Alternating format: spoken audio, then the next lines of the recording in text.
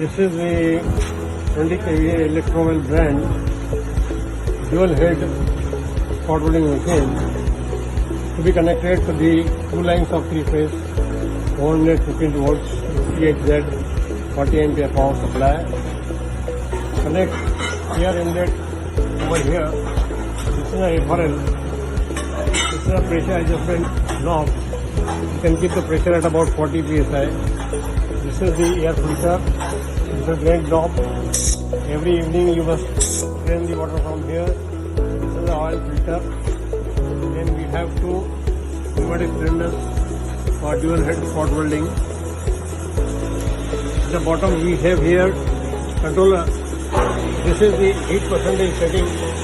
You can set the heat about say 55%. Then this is a on-off switch. This is the switch time that you can keep about 30 cycles. This is a weld time. This you can keep about 10 cycles. This is a pump on-off switch. You must put the inlet and outlet of this pump in the water tank, say about 1 liter tank. Here is a push switch for welding. This is a weld, no weld switch.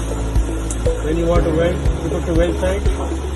For just testing, put it on no weld side. Then you press